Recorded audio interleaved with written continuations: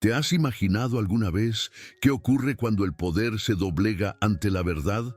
En 1894, en el corazón de Navarra, una plaza entera fue testigo de lo imposible.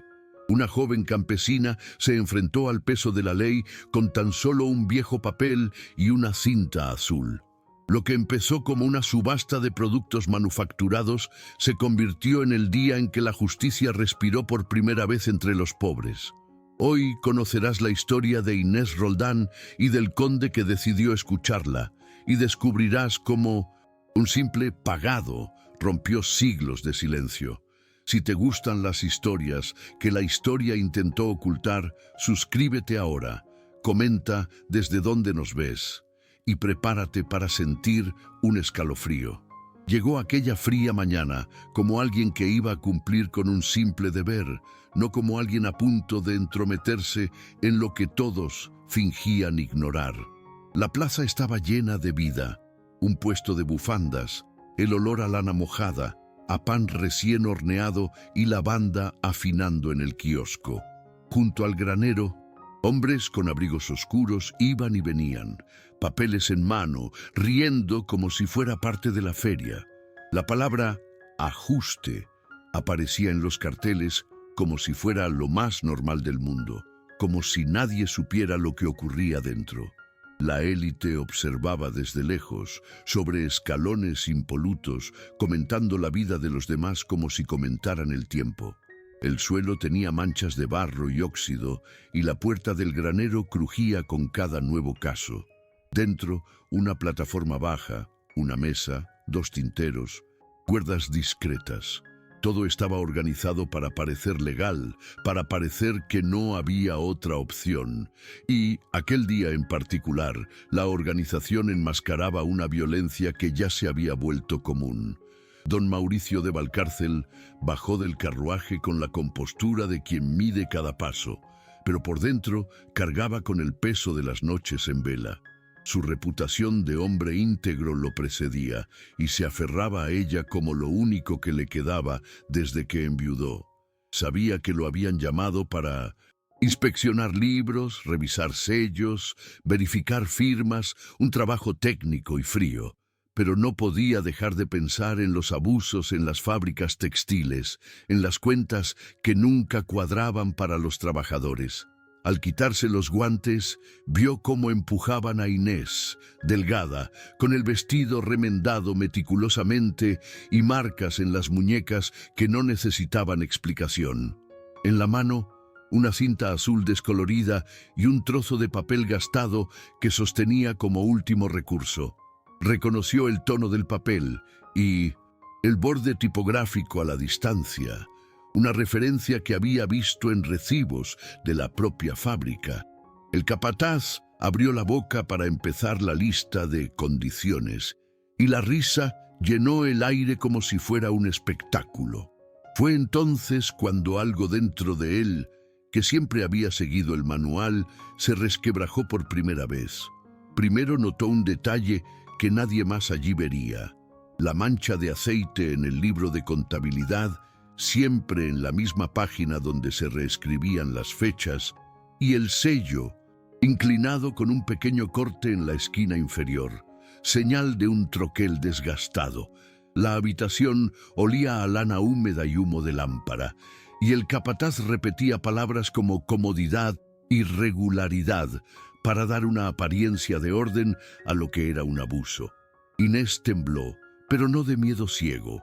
Era el temblor de quien sabe que está intentando retractarse de un viejo acuerdo. Cuando levantó el papel, las risas se convirtieron en burlas discretas, y don Mauricio sintió que el dolor que sentía había encontrado un lugar donde transformarse en reacción.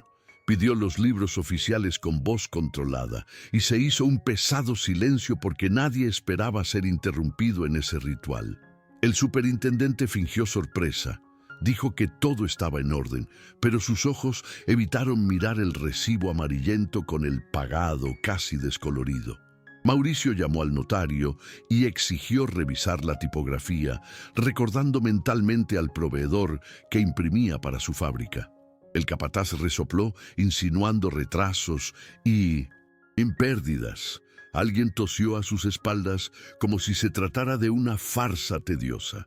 Inés apretó la cinta azul entre sus dedos y en ese gesto comprendió que sostenía no solo un trozo de papel, sino el recuerdo de alguien que ya no estaba.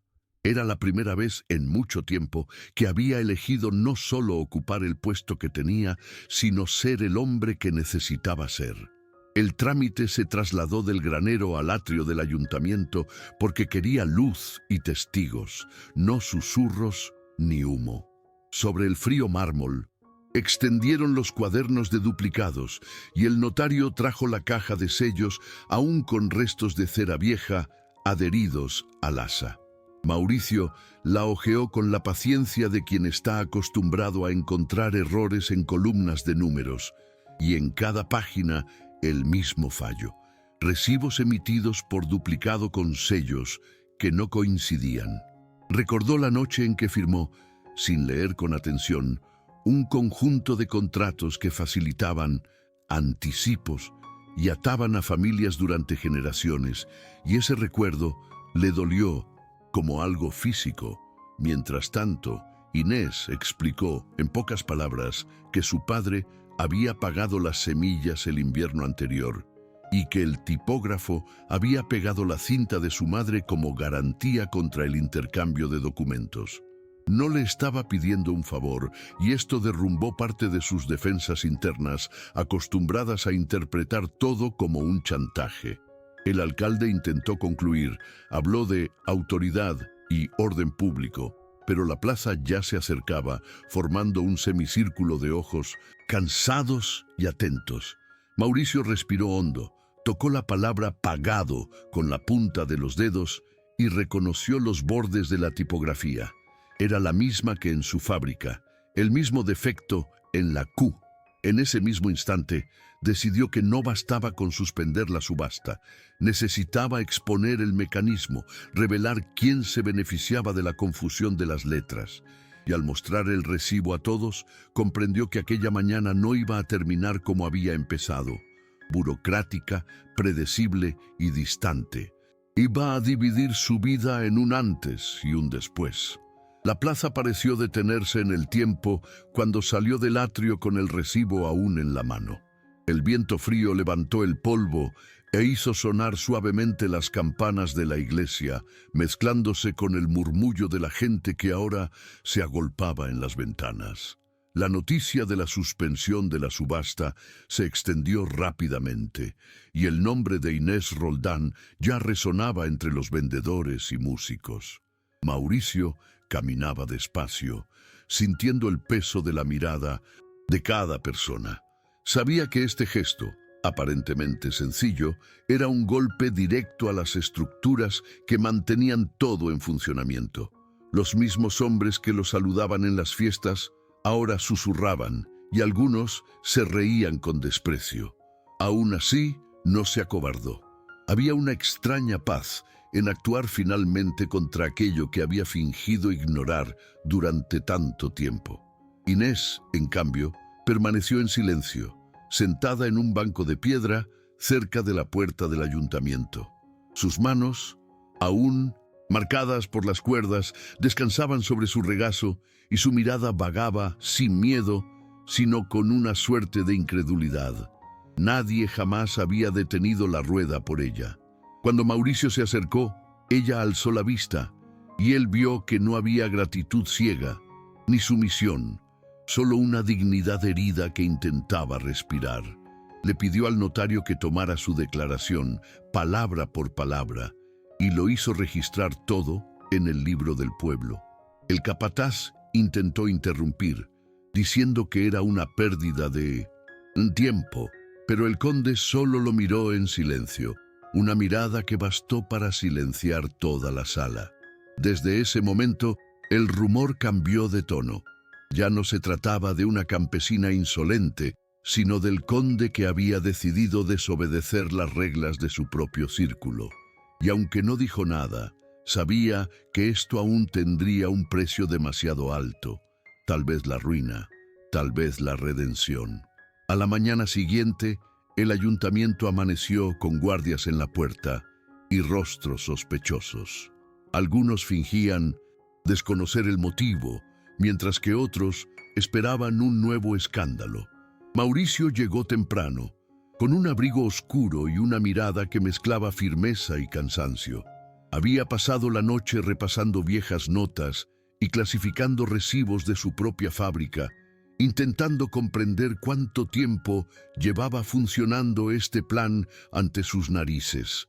El notario, nervioso, confirmó sus sospechas.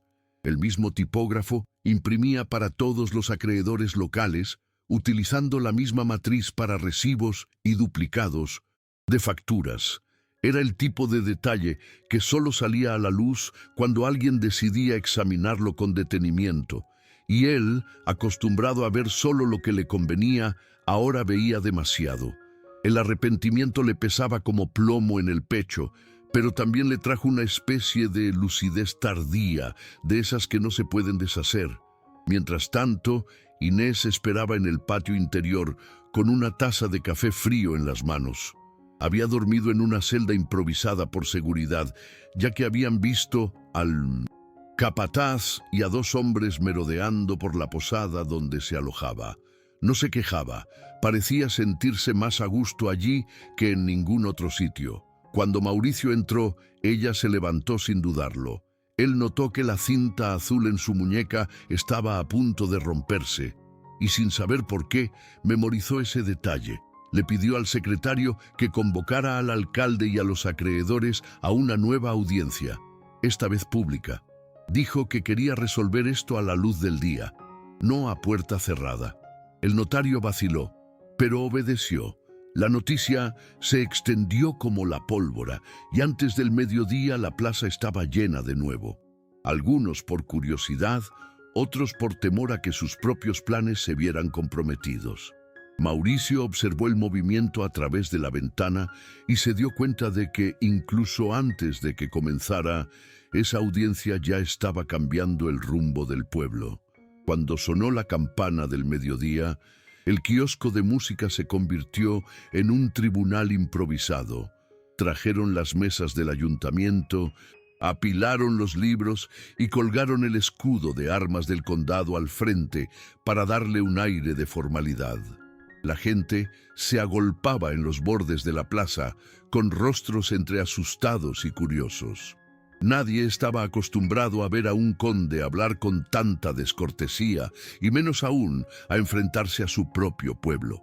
Mauricio permaneció de pie, sin su capa, con el frío calando el aire y el papel de Inés claramente visible sobre la mesa. El intendente llegó rodeado de hombres con levita, intentando imponer su autoridad con palabras difíciles.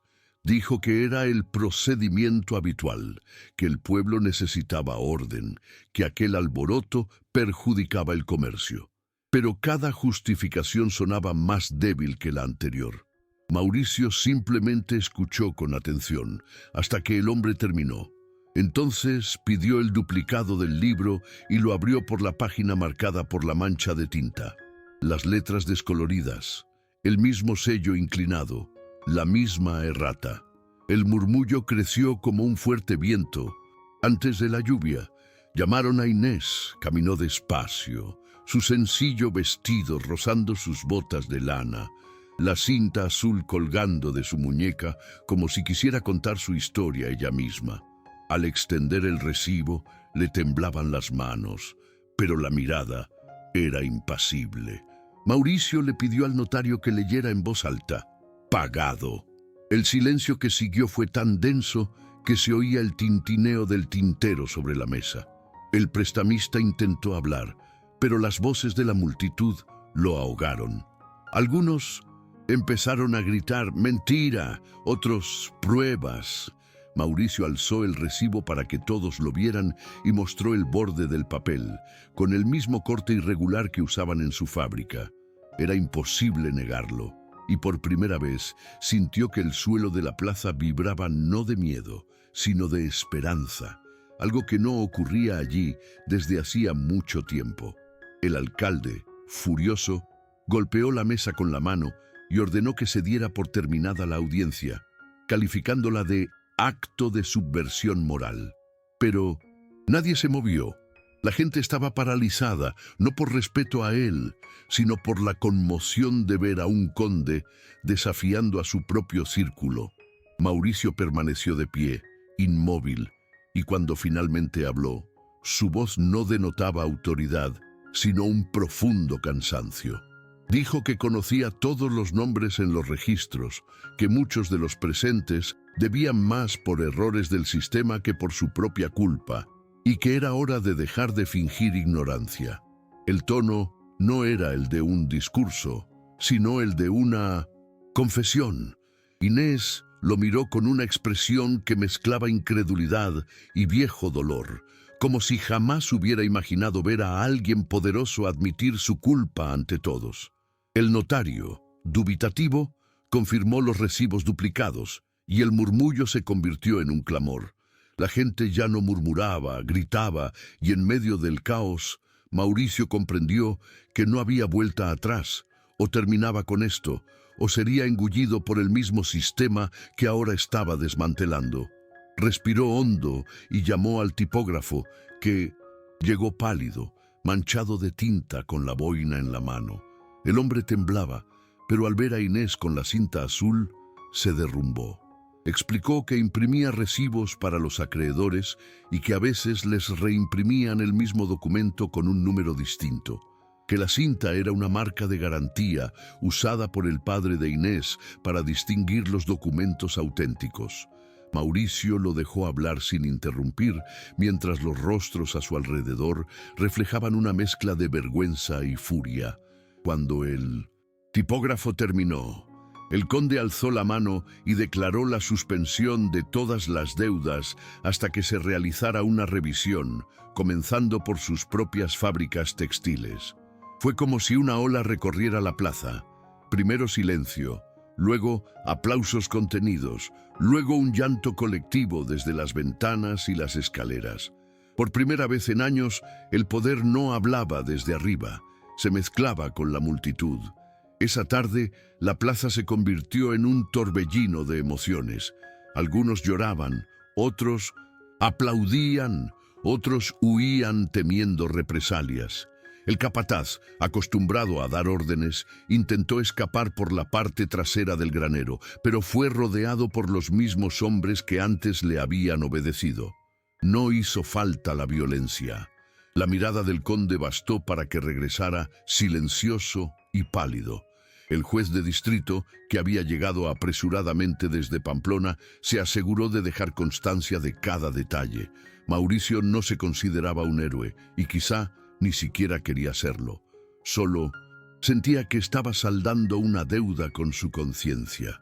Cuando el juez leyó el veredicto provisional que anulaba la subasta y ordenaba la detención del prestamista, el sonido metálico de las esposas resonó como un final simbólico.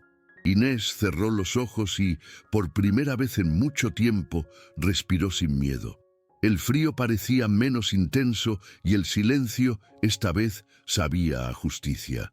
Esa noche, dentro del viejo y abandonado molino de aceite, Mauricio reunió a los trabajadores y les propuso algo impensable: transformar el lugar en una cooperativa.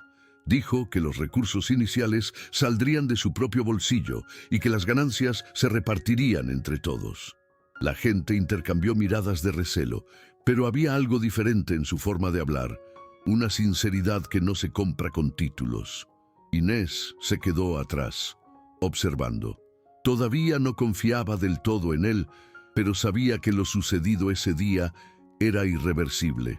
Él la llamó para que ayudara con la organización, y ella aceptó, sin bajar la cabeza, simplemente asintiendo. Esa noche, el sonido de las herramientas resonó hasta altas horas de la madrugada, y los viejos molinos volvieron a crujir. Por primera vez, el granero que había sido escenario de humillaciones se llenó de movimiento, luz y vida. El pasado aún dolía, pero comenzaba a ceder ante algo nuevo. Una esperanza con los pies en la tierra. En los días siguientes, todo el pueblo parecía respirar de otra manera. Las ventanas que antes se cerraban al paso de algún pobre, ahora se abrían para observar lo que nacía en la vieja almazara.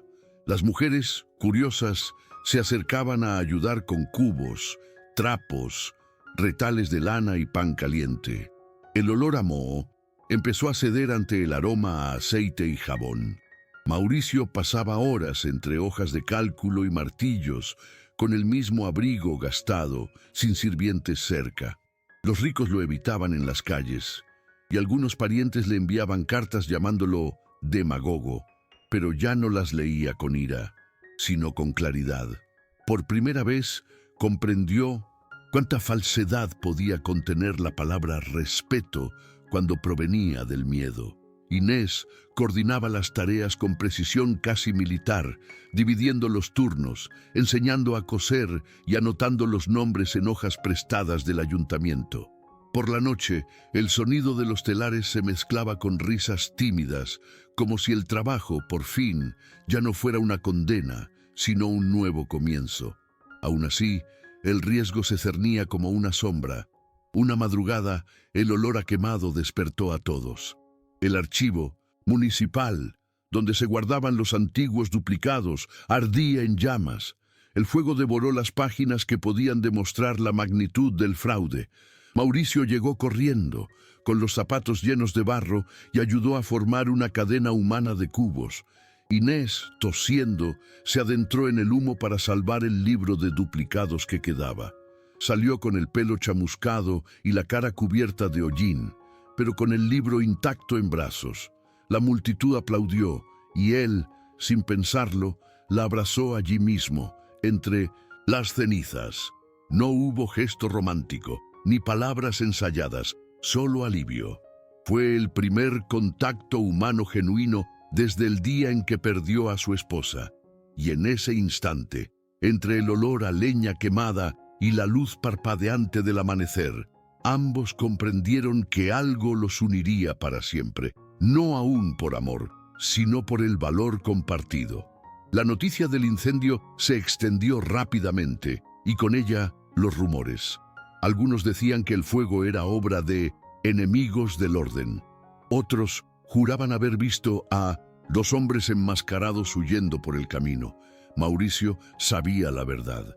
No se trataba de una revuelta popular, sino de una represalia de los poderosos. Aún así, no llamó a la guardia ni ordenó arrestos. Ordenó la reconstrucción. Compró madera nueva, contrató albañiles e insistió en pagar el doble. Si quieren borrar las pruebas, que vean algo aún mayor nacer en su lugar, dijo en voz baja, casi para sí mismo. Inés lo observaba desde lejos, admirando su calma y al mismo tiempo temiendo represalias. No entendía cómo alguien tan acostumbrado a dar órdenes ahora prefería construir junto a ellas. Por la noche, mientras todos dormían, repasaba cada recibo guardado, catalogándolo línea por línea, intentando recrear con pintura lo que las llamas no habían podido destruir. Pero las amenazas no cesaron. Un primo lejano publicó un artículo en el periódico de la capital llamándolo conde socialista, y el alcalde depuesto mandó decir que regresaría con órdenes superiores. Inés recibió notas anónimas pidiéndole que se marchara, diciendo que su vergüenza era suficiente. Guardó silencio, sin mostrárselo a nadie. Solo cuando Mauricio notó su mirada perdida, comprendió el peso que cargaba. Ordenó reforzar la seguridad en la cooperativa, pero sabía que la verdadera protección no provenía de los soldados, sino de la confianza. Reunió a los trabajadores, habló sin papeles ni discursos, prometiendo que si algo sucedía, sus bienes serían entregados al pueblo. Nadie respondió de inmediato, pero esa noche nadie durmió. Las lámparas permanecieron encendidas hasta el amanecer, y las mujeres cosieron cintas azules para que todos las llevaran en la muñeca. Era una señal sencilla pero poderosa. Si tocaban a uno de ellos, los tocarían a todos. Cuando el alcalde regresó, semanas después, el pueblo ya no era el mismo. Esperaba encontrar miedo, pero encontró organización. Las mujeres lo recibieron en la puerta de la almazara, con delantales manchados de tinta y miradas firmes. No hubo insultos ni gritos, solo silencio. Un silencio que pesa más que cualquier turba enfurecida. Mauricio salió del cobertizo y se acercó a él, con el talonario de facturas duplicadas en las manos y una nueva versión de los estatutos de la cooperativa. Se los entregó al alcalde y le dijo que estaban bajo jurisdicción pública, ya no eran de índole personal. El hombre intentó reír, intentó amenazar, pero la presencia de tanta gente reunida lo desconcertó. No es caridad, es justicia, dijo Mauricio. Y el alcalde, por primera vez, pareció comprender que aquel lugar ya no era un campo de batalla. Dejó el documento en manos del conde y se marchó, jurando que la corona se enteraría. La corona se enteró, pero era demasiado tarde. El pueblo había encontrado su voz. En los días siguientes, los periódicos comenzaron a publicar la historia, cada uno con su propia perspectiva. Algunos hablaban de un noble en crisis moral, otros de una revuelta disfrazada de benevolencia. Mauricio no respondió a nada. Continuó con su trabajo, mezclándose con los demás, anotando gastos, distribuyendo herramientas, enseñando aritmética básica a las jóvenes que jamás habían sostenido un lápiz. Inés coordinaba ahora un pequeño taller de costura y bordado, y el primer lote de pañuelos con la cinta azul se entregó en la feria local. Al ver el nombre Cooperativa do Lagar Azul impreso en el papel, lloró en silencio. Era más que un nombre, era un sello de supervivencia. La gente comenzó a usar los pañuelos los domingos, en misa, y cada vez que alguien pasaba, era como si el pasado, ardido en el fuego, se recordara, pero sin dolor. Se recordaba con orgullo.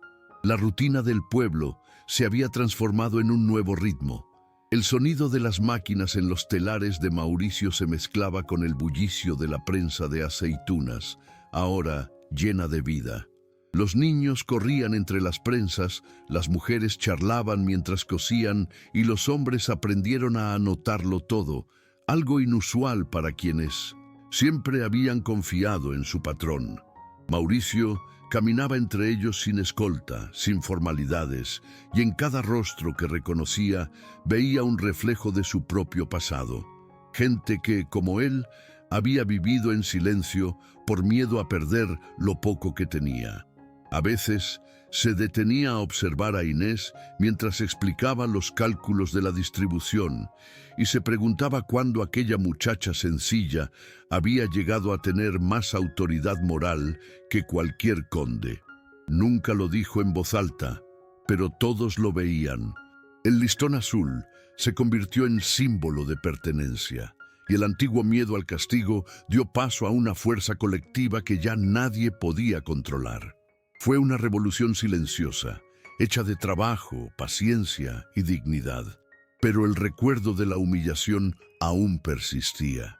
Cada vez que Inés cruzaba la plaza donde la habían subastado, su cuerpo reaccionaba.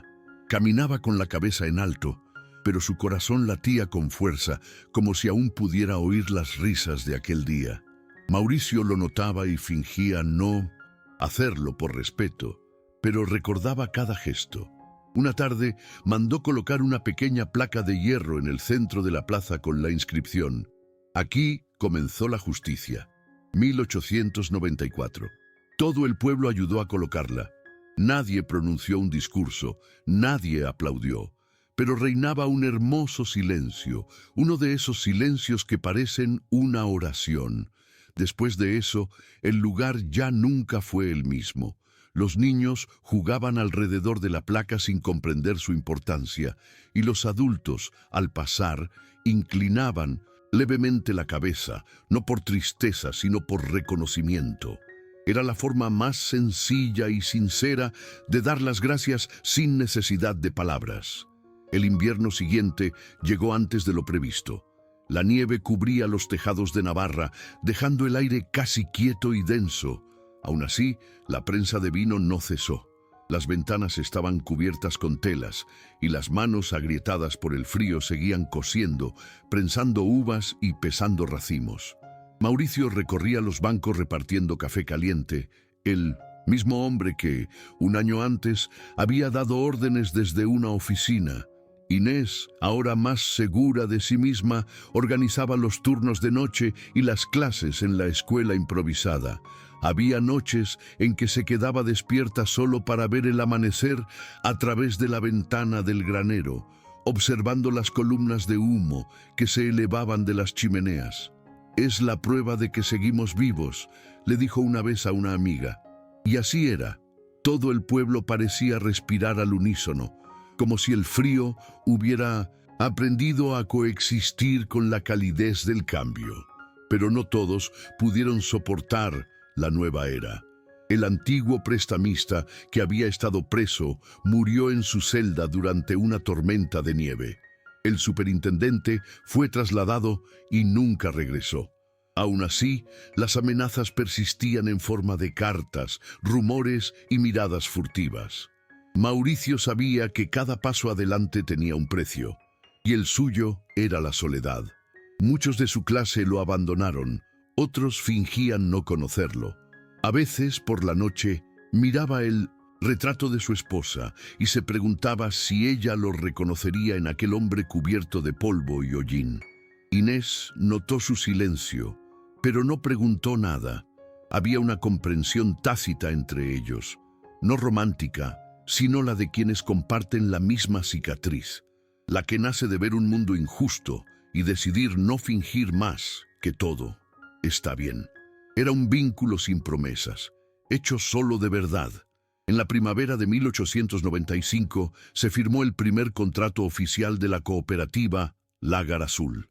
Mauricio insistió en redactar cada cláusula a mano, sentado a la misma mesa donde un año antes se habían sellado las deudas. Las letras salieron firmes y la tinta le manchó el pulgar, como dejando una marca simbólica. El documento establecía una jornada laboral justa, un salario mínimo y el derecho al descanso semanal. Era un pequeño avance en teoría, pero inmenso en la práctica.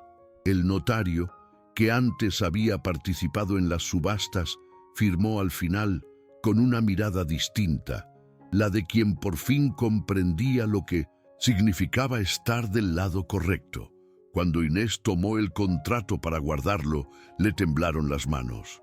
«Ahora nadie me comprará», dijo en voz baja, casi sin darse cuenta de que había hablado. Mauricio la oyó y respondió con un simple asentimiento. Aquella frase valía más que cualquier discurso. Con el paso de los meses, la almazara se convirtió en un punto de referencia. Llegaban delegaciones de otros pueblos, junto con curiosos e incluso periodistas de la capital. Todos querían ver el lugar donde la ley se doblegaba. Algunos lo veían como un milagro, otros como una amenaza. Pero quienes trabajaban allí sabían que no había nada mágico, solo valentía y organización. Inés empezó a enseñar a leer y escribir a las viudas y a las jóvenes que nunca habían aprendido a escribir sus nombres. El sonido de la tiza sobre la pizarra se mezclaba con el ruido de las prensas y el olor a tinta fresca impregnaba el aire. Mauricio observaba desde la distancia, con discreción, sin el brillo de la nobleza que una vez tuvo, pero con una paz que no se puede comprar. A veces sonreía sin darse cuenta, una sonrisa rara, casi infantil, al ver que, de algún modo, aquel rincón del mundo por fin tenía sentido. Pasó el tiempo y las cosechas volvieron a llenar las barricas de la prensa. El vino que allí se producía comenzó a venderse con el sello azul cosido a las etiquetas, hecho por las propias mujeres. Cada botella guardaba una historia de lucha y dignidad, y quienes la compraban lo sabían. En 1900, las ferias, el nombre Lágar Azul se convirtió en sinónimo de confianza, y la gente hablaba con orgullo de su cooperativa. Mauricio, sin embargo, se mantuvo reservado, evitando los elogios. Prefería ser recordado como alguien que simplemente devolvía lo que se le debía. A veces, al ver a Inés guiando a las aprendices, se sorprendía de cómo se había convertido en un símbolo viviente de todo aquello. La gente la llamaba la del recibo, y nadie lo dijo por lástima, sino por respeto. Nunca quiso poder ni reconocimiento, solo quería asegurarse de que nadie más pasara por lo que ella había pasado. Y eso fue precisamente lo que la hizo fuerte. Una tarde, durante una inspección rutinaria, Mauricio encontró en los archivos de la cooperativa un paquete de papeles antiguos rescatados del incendio. Entre ellos estaba el recibo original, el mismo con la palabra pagado, casi borrada, y la cinta azul aún adherida, ahora descolorida. Contempló el documento durante largos minutos, como si se mirara en un espejo del pasado. Pensó en todo lo que ese pedazo de papel había desatado: el escándalo, la ruina, la reconstrucción, el cambio. Y se dio cuenta de que, más que un símbolo de una deuda saldada, era un recordatorio de que el verdadero valor de las cosas reside en quienes tienen el coraje de no aceptar la injusticia como norma. Guardó el recibo en una caja de madera y la selló con cera. Le dijo al notario que, cuando muriera, quería que ese papel se exhibiera en el ayuntamiento, para que nadie olvidara que un simple pagado a veces puede valer más que todas las leyes juntas. Los años siguientes trajeron nuevos desafíos. La sequía de 1896 amenazó con destruir todo lo que habían logrado. Las uvas se marchitaron, el trigo escaseó y el dinero empezó a faltar. Algunos volvieron a dudar, diciendo que la cooperativa no sobreviviría sin el apoyo de la nobleza.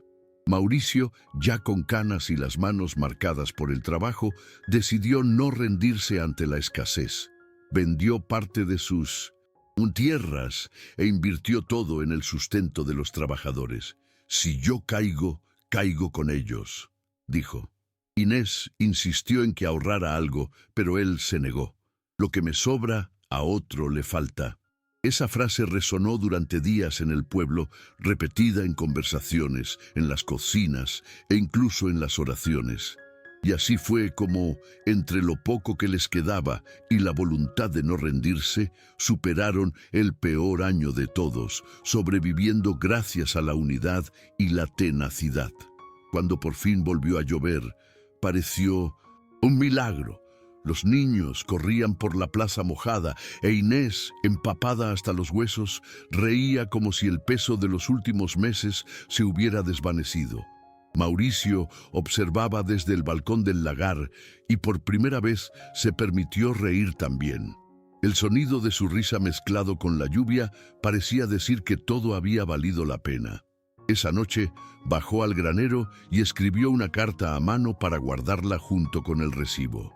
Decía simplemente: «Para quien algún día dude de que el bien puede triunfar, recuerde que un trozo de papel y una cinta azul fueron más fuertes que el miedo a un imperio». Luego apagó la vela y se sentó allí en la oscuridad, escuchando el goteo constante del techo y el lejano sonido de las prensas. Era el mismo lugar donde todo había comenzado, y ahora, por fin, reinaba la paz. Habían transcurrido 3 años desde el día de la subasta. El pueblo contaba ahora con una escuela nocturna, una enfermería e incluso una pequeña biblioteca formada con libros donados por viajeros. El viejo granero, antaño símbolo de humillación, se había convertido en el corazón palpitante de Navarra. En la entrada, una placa de hierro con letras grabadas rezaba: «Cooperativa Lagar Azul, fundada en 1894». Mauricio pasaba por allí a diario, casi inadvertido, mimetizándose con la rutina. La autoridad de antaño se había transformado en un afecto silencioso. La gente lo llamaba Don Mauricio, no como un título, sino por genuino respeto. Rara vez sonreía, pero sus gestos destilaban una serenidad que antes no existía. Y cada vez que veía a Inés organizando las clases o cosiendo el sello azul en las nuevas piezas, sentía que, de algún modo, la vida le había concedido una segunda oportunidad, no para empezar de cero, sino para reconstruir. Durante la fiesta de la vendimia, la cooperativa organizó un banquete en el patio del viejo granero. Los niños corrían entre las barricas, los hombres brindaban con el vino nuevo y las mujeres colgaban cintas azules de las ventanas. Inés, con el cabello recogido y una mirada serena, fue llamada al centro de la plaza. Mauricio la acompañó y el notario, ya anciano, leyó en voz alta el decreto de reconocimiento público de la cooperativa. Al terminar, la gente aplaudió durante varios minutos. Mauricio, embargado por una emoción que apenas podía describir, se quitó el anillo de sello familiar y lo colocó sobre la mesa. Dijo que ese símbolo, que antaño representaba el poder, ahora pertenecía al pueblo. El gesto fue recibido en silencio. Un silencio profundo y hermoso, de esos que quedan grabados para siempre en la memoria. Y en ese momento, bajo la luz amarillenta del atardecer, quedó claro para todos que su historia ya no encajaba en ninguna nobleza. Era demasiado humana para eso. En los meses siguientes, la cinta azul empezó a aparecer en otros pueblos. Los comerciantes comenzaron a adoptar el símbolo como garantía de comercio justo, y los trabajadores llevaban el sello cosido a la ropa como si portaran una bandera. El movimiento se extendió sin manifiesto, sin líderes, solo con el ejemplo. Y cuando alguien preguntaba cómo había empezado todo, la respuesta siempre era la misma, con una chica que levantó un recibo y un hombre que decidió escuchar. Nadie hablaba de heroísmo porque nadie se consideraba un héroe. Se trataba de dignidad y la dignidad no necesita escenario. Inés discretamente evitó los homenajes, siguió enseñando costura, ahora a chicas de otros pueblos. A veces, cuando se detenía en la ventana y veía el kiosco de música, recordaba el día de la subasta y se preguntaba cómo el destino podía cambiar tanto en tan solo unas horas. Y sonreía, una sonrisa leve, pero con la fuerza de quien había sobrevivido a lo imposible. Mauricio envejeció rápidamente después de aquello. Le empezó a doler la espalda y su cabello, antes oscuro, se volvió casi blanco. Pero su mirada permanecía firme. Pasaba las tardes revisando los registros de la cooperativa, como quien cuida a un niño. Inés lo visitaba a diario, llevándole pan y té. Hablaban poco, pero no necesitaban muchas palabras. Ella sabía que en silencio él aún cargaba con la culpa. Ya no la que lo paralizaba, sino la que lo mantenía alerta. Una noche, confesó que a veces soñaba con el rostro sonriente de su esposa entre las llamas del fuego, como si lo perdonara por haberse despertado demasiado tarde. Inés simplemente le apretó la mano. No había consuelo ni promesa, solo un entendimiento mutuo, que la vida no siempre ofrece tiempo para enmendarlo todo, pero siempre ofrece la oportunidad de hacer lo correcto, aunque duela. El invierno de 1897 llegó en silencio, y con él la salud de Mauricio comenzó a deteriorarse. Le temblaban las manos y los largos paseos hasta la almazara se hicieron más lentos. Aún así, insistía en asistir a todas las reuniones, revisando cuentas y firmando informes. Inés le rogaba que descansara, pero él siempre respondía con la misma sonrisa cansada. El descanso me ha esperado demasiado. Había en él una serenidad, una tranquila aceptación de quien sabía que su cuerpo comenzaba a despedirse. A veces se sentaba junto a la ventana de la oficina, observando cómo las cintas azules se mecían con el viento. Es hermoso ver la justicia en color, comentó un día sin darse cuenta de que hablaba en voz alta. Inés lo oyó, pero no respondió. Simplemente se quedó allí, mirando el mismo paisaje, sintiendo que aquel silencio era la última conversación que necesitaban tener. Poco después, en 1200, una fría mañana de febrero, La noticia se extendió por el pueblo. Don Mauricio había fallecido mientras dormía. El reloj marcó las 5:20 cuando el notario lo encontró, con las gafas aún sobre el pecho y una hoja de papel a su lado. Era un recibo, el mismo que tenía Inés, cuidadosamente doblado. Nadie lloró ruidosamente. El duelo fue discreto y respetuoso, como él lo hubiera querido. Todo el pueblo se reunió en la plaza, y la campana de la iglesia repicó 3 veces. Inés permaneció de pie durante toda la ceremonia, sin apartar la mirada. Cuando se llevaron el ataúd, colocó la cinta azul original, ahora casi transparente, sujeta con un alfiler de cobre. Solo pronunció una frase: «Ahora está todo arreglado». Y en ese momento, todo el pueblo comprendió el verdadero significado de la palabra: no deuda, no contrato, sino paz. Tras el entierro, Navarra quedó sumida en el silencio durante varios días.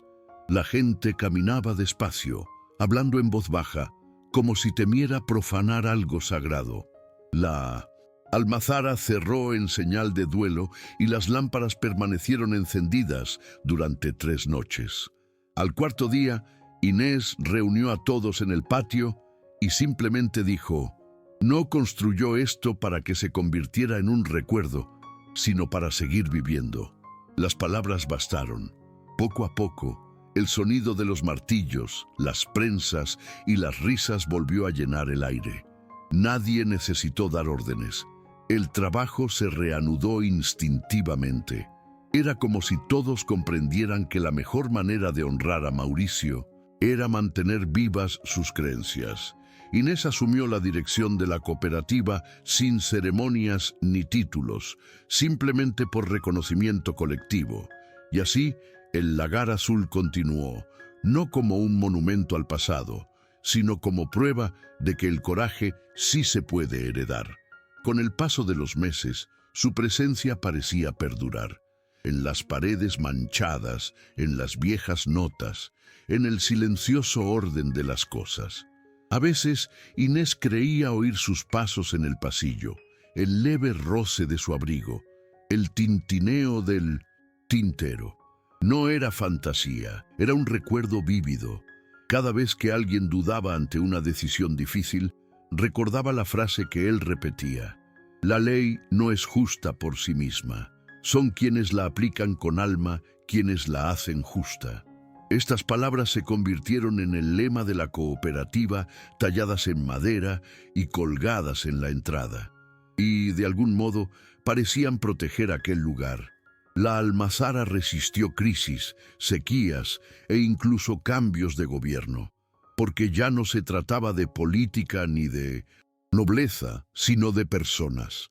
Personas que un día vieron a un hombre poderoso arrodillarse para desatar las cuerdas de una joven, y jamás olvidaron lo que es la verdadera justicia. Años después, la historia del pueblo se extendió mucho más allá de las montañas.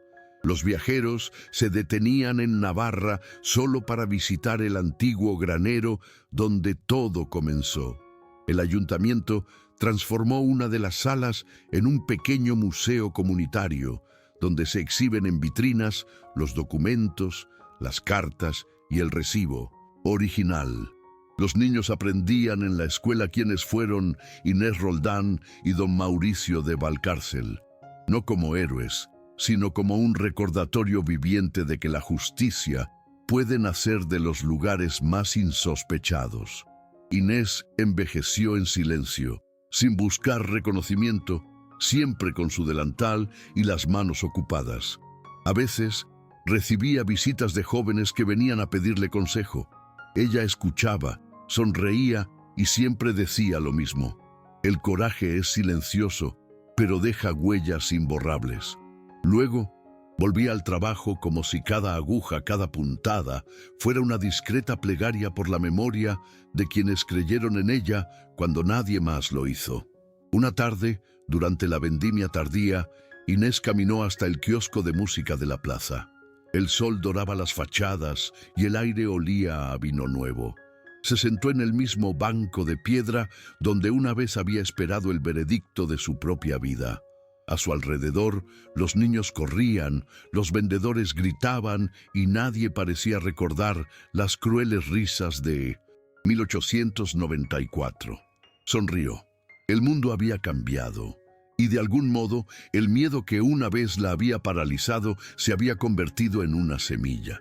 Sacó una cinta azul nueva del bolsillo, la misma que su madre había cosido en su primer recibo, y la ató a la barandilla del kiosco. La tela se mecía suavemente con la brisa. Se quedó allí un rato, observando, y pensó que quizá así debían terminar las historias, no con grandiosidad, sino con pequeños gestos que perduran incluso cuando nadie los ve. Esa noche, una llovizna cayó sobre el pueblo, y las gotas resbalaron por los tejados como lágrimas tranquilas. Inés observaba desde la ventana de su habitación, escuchando el murmullo constante del agua en el patio. Era el mismo sonido que había oído la noche en que el fuego casi lo destruyó todo, solo que ahora traía paz, no miedo. Sobre la mesa, el recibo original descansaba en un sencillo marco de madera junto a una vela encendida. Pasó los dedos por el cristal, como acariciando un recuerdo. Ya no veía ese papel como prueba de deuda, sino como el hilo que había tejido toda su vida. Pensó en Mauricio, en su mirada, en la forma contenida en que llevaba su propio arrepentimiento. Hizo lo que pudo, murmuró, y en ese instante sintió que el perdón, cuando es verdadero, no necesita palabras, solo vivirse. Al día siguiente, la cinta azul del kiosco seguía allí, mojada por la lluvia, pero intacta. La tela empapada reflejaba la luz de la mañana como si tuviera su propio brillo. Los transeúntes se detenían un instante. Algunos tocaban la cinta, otros simplemente sonreían. Sin que nadie lo planeara, comenzaron a atarle nuevas cintas, trozos de tela, retazos de ropa, pañuelos viejos. La plaza se fue llenando poco a poco de color. Nadie explicó nada, nadie lo organizó. Fue natural, espontáneo, como si todo el pueblo comprendiera que aquella cinta no era solo un recuerdo, sino una promesa. No permitir jamás que nadie fuera silenciado ante la injusticia. Inés lo observaba todo desde lejos, con los ojos llenos de lágrimas, y comprendió que el legado de Mauricio no era la almazara ni los contratos, sino la conciencia colectiva despertada. Y eso, lo sabía, jamás moriría. Con el paso de los años, el tiempo se llevó muchas cosas. Los rostros familiares, las casas antiguas, incluso el viejo lagar fue modernizado. Pero la plaza permaneció igual. Las cintas, que ahora se cambiaban cada primavera, se convirtieron en tradición. Los viajeros las tomaban como recuerdo, y nadie sabía con certeza quién había iniciado la costumbre. Solo que simbolizaban un mayor acuerdo, una reconciliación entre el pasado y el presente. Inés envejeció allí, siempre sentada en el mismo banco, con su cabello plateado y su mirada serena. Le gustaba escuchar el bullicio de los niños jugando y el eco lejano del kiosco de música.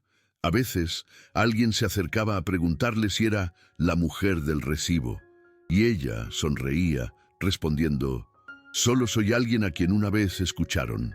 Era cierto, todo lo que vino. Después, los cambios, los logros, los nombres, nació de ese simple acto de ser escuchada cuando el mundo le decía que se callara. Cuando se marchó, ya anciana, el pueblo despertó en silencio, el mismo silencio que marcó el día en que nació la justicia. Nadie lo anunció, nadie hizo sonar las campanas, solo el viento meciendo las cintas azules y el aroma a vino nuevo en el aire. En el kiosco de música, alguien dejó un sobre el banco de piedra. Dentro, una pequeña cinta y una nota escrita, con letra infantil: «Gracias por enseñarnos a no tener miedo». Nadie sabía quién la había escrito, pero quizá no importaba, porque allí, en aquel rincón de Navarra, la historia de una joven y un conde se había convertido en parte de la tierra, de las manos y de la memoria de todos. Y aunque el tiempo borrara los nombres, la cinta azul seguiría ondeando al viento, recordándonos que la valentía de un solo día a veces puede cambiar siglos enteros. Al final, no fue el título nobiliario ni la ley lo que marcó la diferencia, sino la valentía de un simple gesto, alzar un papel y decir, basta. La cinta azul que ondeaba al viento se convirtió en un símbolo de dignidad y en un recordatorio de que toda injusticia comienza cuando el miedo silencia. ¿Y tú? ¿Tendrías el valor de alzar la voz si estuvieras en su lugar? Deja tu comentario, dale a me gusta al vídeo, activa las notificaciones y compártelo con quien necesite oír esto. Nos vemos en la próxima inmersión en las sombras de la historia, porque no todo el pasado está realmente enterrado.